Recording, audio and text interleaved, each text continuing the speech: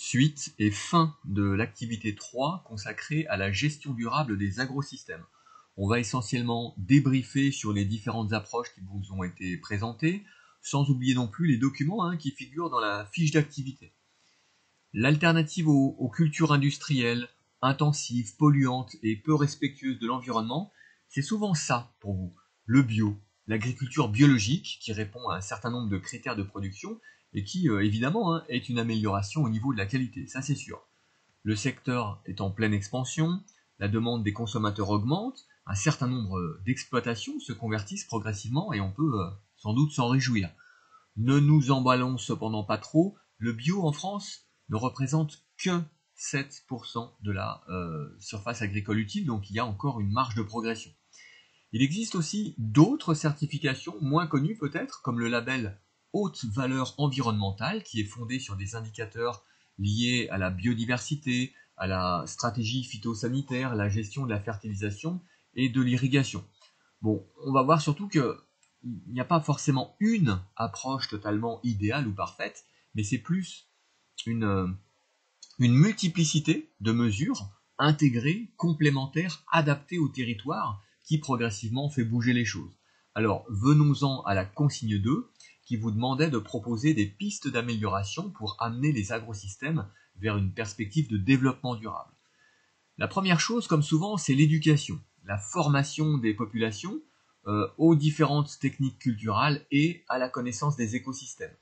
Pour vous, eh bien, ça commence peut-être modestement par cette séance de SVT et ça pourra éventuellement se poursuivre plus tard par des études supérieures d'agronomie ou de biologie, par exemple. Ça concerne aussi des communautés locales à travers le monde, notamment dans les pays du Sud, qui subsistent grâce à des cultures vivrières et qui sont très nombreuses, si on en fait la somme.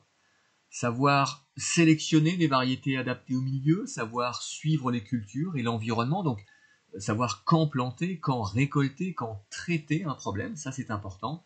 Et en lien avec ceci, choisir des intrants respectueux de l'environnement en employant des doses qui soient adaptées à la situation. Ça va avoir un effet sur, d'une part, la protection et la fertilisation des sols, et d'autre part, la préservation de la biodiversité. Et bien sûr, une biodiversité importante du sol contribue à sa fertilité, et un sol protégé favorise le développement de la biodiversité. Donc on a un effet réciproque ici. On a vu également dans une vidéo précédente que limiter le labour était bénéfique pour les sols qui sont moins sujets à l'érosion et ça permet aussi de maintenir un couvert végétal permanent. Ce couvert végétal peut revêtir différentes formes. Il peut s'agir de haies et de bosquets, comme dans le cas de l'agroforesterie. On a un effet positif pour le sol, là encore, puisque les racines des arbres vont réduire l'effet de lessivage et la matière organique va enrichir le sol. C'est également intéressant car ça fournit un habitat pour un grand nombre d'êtres vivants et notamment des arthropodes, des insectes qui peuvent être utiles aux cultures et qu'on appelle des auxiliaires. Alors on peut éventuellement les introduire volontairement dans l'agrosystème, mais dans tous les cas, il faut bien qu'ils aient un milieu de vie pour se développer. Quoi qu'il en soit, c'est une action qui est évidemment favorable à la biodiversité. Toujours dans l'idée d'un maintien d'un couvert végétal, il peut s'agir de coculture, donc des associations entre plusieurs espèces végétales qui se rendent service mutuellement, si j'ose dire. On a aussi la rotation des cultures, l'alternance, qui évite que le sol reste nu. Dans les deux cas, ça peut être par exemple des cultures de luzerne ou de trèfle, des plantes très intéressantes puisqu'elles ont la capacité de fixer l'azote atmosphérique et donc d'enrichir ainsi le sol avec cet élément qui est des plus importants pour la croissance végétale. Donc là encore, on peut tracer une nouvelle flèche vers la fertilisation des sols. Des flèches, justement, il y en a vraiment dans tous les sens. Ça traduit encore une fois les rapports réciproques, l'interdépendance des constituants d'un écosystème, qu'ils soient naturels ou en partie artificiels, comme dans le cas des agrosystèmes. En gros, tout est lié et ça rejoint un principe fondateur de l'écologie. Le mot écologie, c'est le biologiste et penseur allemand Ernst Haeckel qui a inventé ce mot pour désigner ce qu'il considérait vraiment comme une science. Voilà ce qu'il écrit en 1866. Nous entendons par écologie la science des relations des organismes avec le monde environnant, auquel nous pouvons rattacher toutes les conditions d'existence au sens large. Donc je crois que cette idée de relation, elle est quand même bien présente ici. Alors tout ça, là, tout ce que je mets en vert, ce sont des actions qui relèvent de la responsabilité de l'agriculteur. Mais il convient de rajouter les pouvoirs publics qui peuvent promouvoir certains modèles, financer certaines initiatives, en apportant des aides spécifiques par exemple.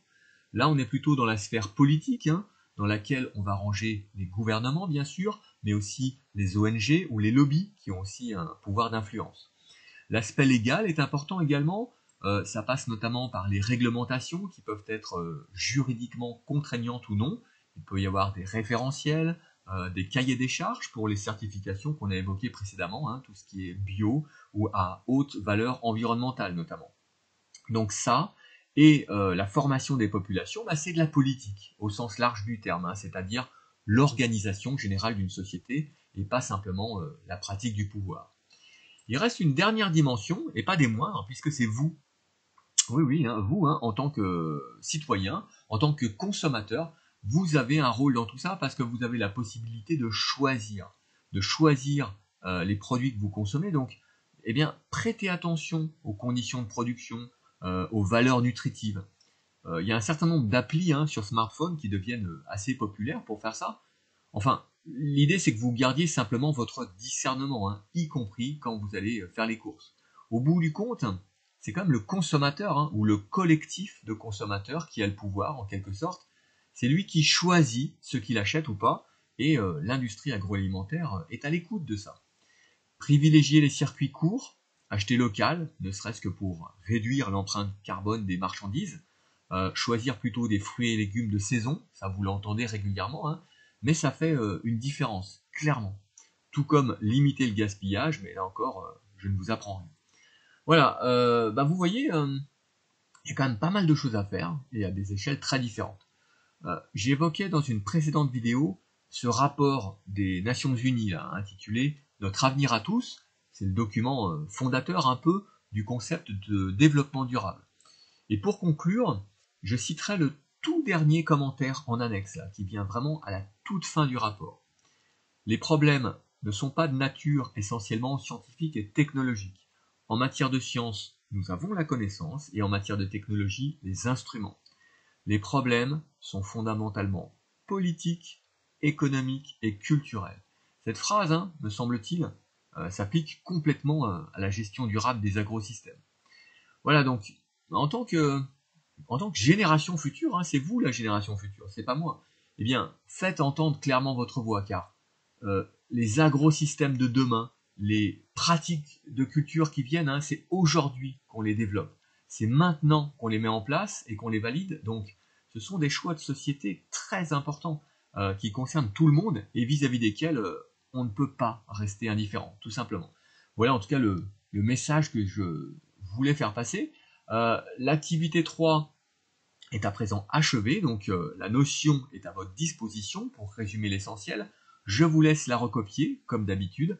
Alors c'est la dernière fois que je vais vous demander ça, car on en a maintenant terminé avec le programme de seconde. Là, vous pouvez maintenant tracer un grand trait sur votre cahier en inscrivant le mot « fin ». Et surtout, vous pouvez avoir l'assurance qu'on a abordé 100% du contenu qui devait l'être cette année en SVT, même si ça n'a sans doute pas toujours été facile de travailler à distance. Donc un grand bravo à vous pour votre implication, pour votre ténacité, votre autonomie. Ce sont des qualités qui vous serviront l'année prochaine, ça, il n'y a aucun doute là-dessus. En attendant, passez de très bonnes vacances et je vous souhaite vraiment le meilleur pour la suite, quelle que soit votre orientation.